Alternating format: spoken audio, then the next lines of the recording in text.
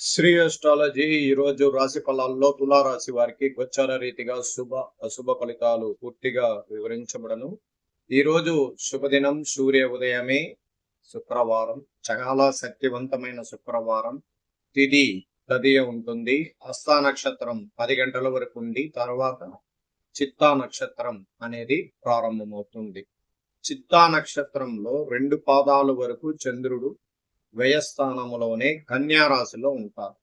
తదుపరి తులారాశికి రావడం ప్రత్యేకంగా చెప్పబడుతున్నది. అందువల్ల ఇక్కడ చంద్రుడు ఎప్పుడు జన్మ రాశిలోకి రావడమే శుభకరం. ఈ చంద్రుడు ఈ తులారాశి నుంచి మళ్ళా కన్యా రాశి రావడానికి 30 రోజులు పడుతుంది. అలాగా ఈ 30 రోజుల్లో మనకు ఎన్ని కష్టాలు అంటే, ఒక చోట సంతోషకరంగా చాలా ఆనందంగా ఉండగలుగుతున్నాం. ఎక్కడ కానీ ఇబ్బందులు అనేది అధికంగా ఉండదు.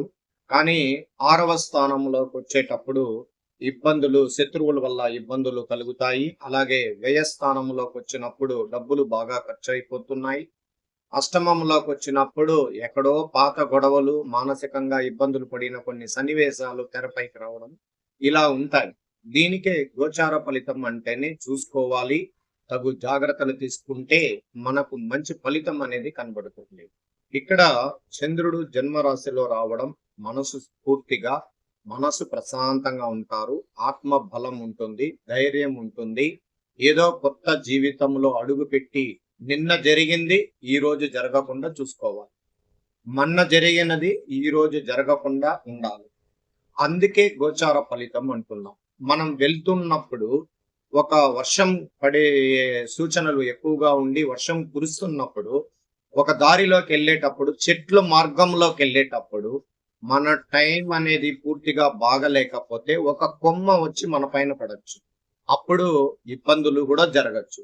అలాంటప్పుడే గోచార ఫలిత విషయాల్లో కానీ దైవ చింతన అనేది పెంచుకోవాలి. ఆ దైవ చింతన అంటే ఏ రోజుకి ఏ నక్షత్రం ఉంటుంది, ఏ రాశిలో చంద్రుడు ఉంటాడు, ఇది గమనంలో తీసుకొని ఈ రోజు ఈ దేవాలయానికి వెళ్ళాలి. దేవుడు చింత అంటే దేవుణ్ణి మనం ముక్కడం వల్ల మంచి జరగడానికి అవకాశాలు ఉంటాయి ఖచ్చితంగానే. ఎందుకంటే మనం ప్రయాణం చేస్తున్నప్పుడు, వాహనాలప్పుడు కూడా మనకు తెలిసి చాలా సంఘటనలు ఒక నిమిషంలోనే జరిగిపోతుంది. అంటే దాని ప్రభావం ఎలా ఉంటుంది. అందుకే బండ్లు కొనేటప్పుడు కానీ మంచి రోజు చూసి బండ్లు కొనండి. ఎక్కువగా వాహనాలు కొనేటప్పుడు చాలా జాగ్రత్తలు కూడా తీసుకోండి. ఈ రోజు గోచర ఫలితంలో చంద్రుడు జన్మంలోకి వచ్చినందువల్ల ఈ రోజు ఆత్మీయులతో సంతోషంగా గడుపుతారు. ప్రేమ అనురాగాలతో ఉండగలుగుతారు. చిన్ననాటి స్నేహితులతో కలుసుకోవడం ఉంటుంది.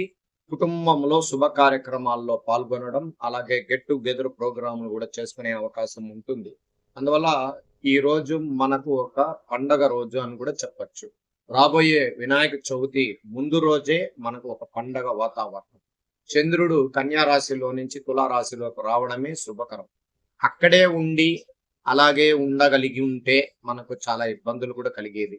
అందువల్ల చంద్రుడు మనకు వచ్చి తులారాశిలో చేరడం, చిత్తా మళ్ళా స్వాతి నక్షత్రంలో ఆ విఘ్నేశ్వర భగవానుడు మనకు సిద్ధి బుద్ధి కలిగించి మనం చేసిన తప్పులని మన్నించి సంతోషకరమైన అడుగులు వేయాలని మనస్ఫూర్తిగా కోరుకుంటున్నాం.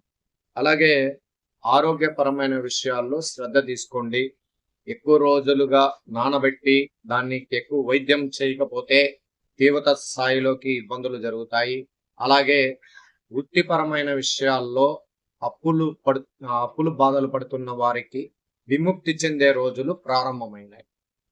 అందువల్ల ఏమి ఇబ్బంది పడకండి. ఉద్యోగ రీతిగా పనిచేసే వారికి చాలా మనశ్శాంతితో ముందుకు వెళ్తూ ఉంటారు. ఏమి ఇబ్బంది పడాల్సిన అవసరం లేదు. కొన్ని సందర్భాల్లో ఎదుటి వాళ్ళ వల్ల మనకు కొన్ని సన్నివేశాల్లో ఇబ్బందులు జరిగినా మళ్ళా దాన్ని సర్దుకొని ముందుకు పోగలుగుతారు. మీకైతే ప్రశాంత వాతావరణం. కొత్తగా ఉద్యోగ ప్రయత్నం, ఏ తారీఖులో మనం సెలెక్ట్ అవుతున్నాం, ఎలా ముందుకు వెళ్ళాలి అనేవారు కూడా ఖచ్చితంగా జాబ్ సెలెక్టింగ్ అనేది జరగబోతుంది. ఈ రోజు ప్రారంభమవుతున్న ఈ తులారాశికి ఈసారి శుభకరమైన ఉద్యోగంలో చేరడం అనేది జరగబోతుంది. చాలా మంది చేరిపోతున్నారు. అలాగే మీరు కూడా చేరగలుగుతారు. విద్య, విదేశీయం పోవాలి, అక్కడ చదువుకోవాలి అనే వాళ్ళు కూడా గట్టిగా ప్రయత్నిస్తే మీ బ్యాంక్ అధికారులు కూడా మీకు సహకారం అందిస్తారు. ఖచ్చితంగా మీరు అక్కడికి వెళ్ళినప్పుడు మీకు మంచి స్థాయిలో విద్య, అక్కడే మీకు ప్రశాంత వాతావరణం కూడా కలుగుతుంది. ఇక్కడ